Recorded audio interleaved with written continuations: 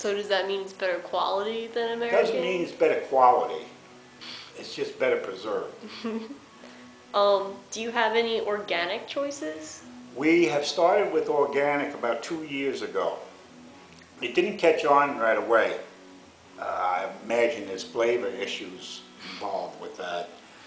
Most of our customers in the,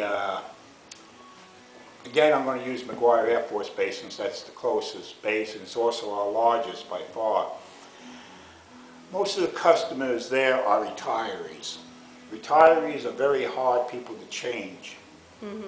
And they've been set in their ways for a long time, so organic is not really something that they're looking for. Now that the younger, the base is expanding and you have a younger group coming in and people are more aware of organic, we are trying to handle it. We have a bread line that we sell that's organic. We have tried cold cuts, but the price is just too much for them. And once the price goes down, I imagine that will also move. But it's a slow process, and it depends where you're at. In Brooklyn, where Fort Hamilton is, and in West Point, we sell more organic food than here. And I can't tell you the real reason why. It just could be neighborhoods. I really don't know. I know McGuire does not push as hard on that. Is the food that you provide better than something you can get in the grocery store? Is it on par? Is it? Well, it depends on your grocery store. If you're talking about a supermarket, say ShopRite. ShopRite uses a Dietz & Watson brand, but Dietz & Watson makes a brand for them which is called Black Bear. Black Bear is made by Dietz & Watson. So basically that's on par with the same product that we have. Most of your markets down in Jersey do not sell Boar's Head products. Boar's Head considers themselves the top of the line. So maybe Boar's Head product, I would say, is a better quality than anything I've seen down here. But if you go to New York, Boar's Head is all over the place. So you really can't say that the quality is any better, but the pricing is better. And that's where we get them. We are supposed to be 23% below the outside market on a great number of products. Not every product, but a great number of products. So what we do is with Boar's Head, Dietz & Watson, we're a good $2 to $3 a pound cheaper than the outside markets.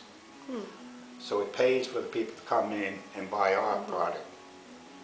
And we do that with bakery, also with bread.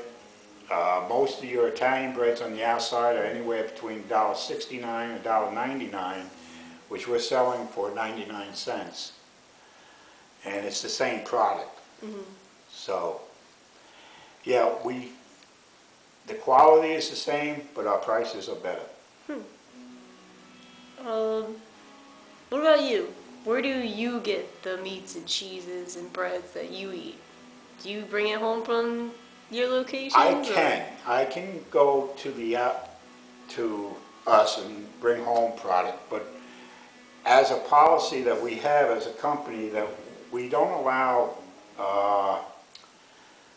our employees to bring home product. It lends to, unfortunately, to stealing. Really?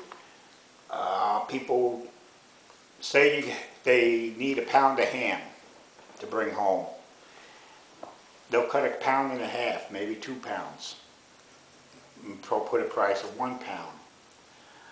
I can't be everywhere to check everything. So the policy is that if they have the privilege of buying in a base, now you need a privilege, you have to have a card, a military ID card to buy. A lot of our people don't. Once you off duty from us, you can go, since you're a regular customer, you can buy from us, but you cannot cut the product yourself. you have to have somebody else do it. Oh. Now, say that person, which we call sweethearting, cuts more and gives them more. They both could stand to lose their job.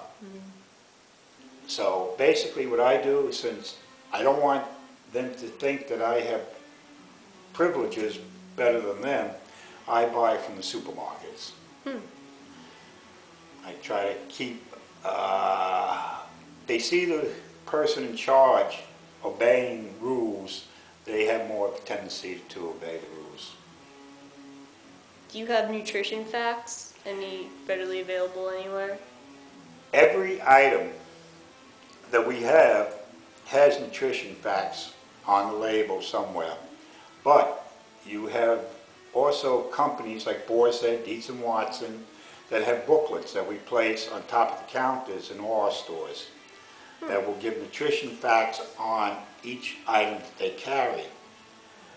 We have it in bread, where now it's a law where you have to put on your label nutrition facts on bakery items. So each item that we sell has those facts on it. So it's expensive, but it's now, which is a good thing, that the state has even bought into it. And you're going to see more and more of that, where people years ago were getting sick on items that they were allergic to because they didn't know what's in it, what's in a product. But now everything must be marked. Otherwise, you could lose your contract, especially us, we could lose our contract with the government. So that's something I have to be on top of all the time. What's the most rewarding part about your job? It's probably dealing with the military families. What I try to do is when they have special ceremonies, I try to give them their product at either a very low cost, or if it's really for, say, a wounded soldier coming home, or family that have lost a loved one, we will donate what we can to them. Really? So something like that is always very rewarding, and they're very grateful, very grateful. I can imagine. It's just makes you feel good that you can do something like that. There's other things like helping some of the retirees with the way they live. I mean, it's very hard on these retirees. They don't have much money. They're living from day to day. People don't seem to care much about them. So just interacting with them and taking care of them, making sure they get the product that they need and they want, and just being able to talk to them. It means a lot to them that they went through what they went through, and there are people that appreciate it. Because too often we don't appreciate what they have gone through. Now, in the same vein, is there anything that you would change about the company? About our company? Or any of the locations, just anything about the job? It's very difficult as a contractor. Because we're a contractor, we're not considered part of the military family, per se. We're on the outside looking in. And it's extremely difficult to do business at times, because we're held to different standards than they are. And if something goes wrong, they're more than likely to blame us, because it's a lot easier. And I would just like it that when I walk into a store, that I'm not looked upon like I'm the enemy. And that the only reason why they want to talk to me is so they can complain about my staff, my management crew. The depressing to do that, and we as a company have gone out of our way to do more for them than they would do for us. Every year we hold food shows in Food each shows? base. We have, like in McGuire, we have about 30 companies that come out for the day and give out product. We do that in every base. In the hopes that you'll start selling their product, or? Yes, that's probably what we try to do. We come in with new product, with old product, and we see what works and what doesn't work. But it's something that the military doesn't seem to, they love us for that day, but afterwards we're back to being a second-class citizen. I think that's hard on all contractors, not only us, but there's other contractors within the commissary that has the same problem. And I think they need to look at that and see. We went to headquarters and we put that out there, and they seemed surprised. Yeah. But it's something I think they should change. Do you have any unusual stories about the business?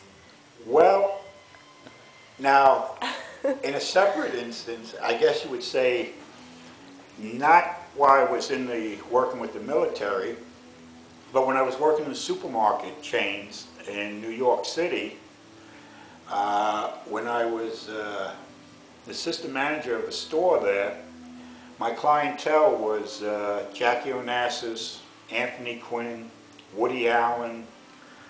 I met Sylvester Stallone, Paul Newman.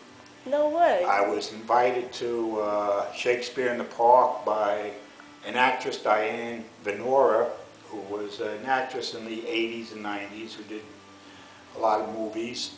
I was invited to dinner.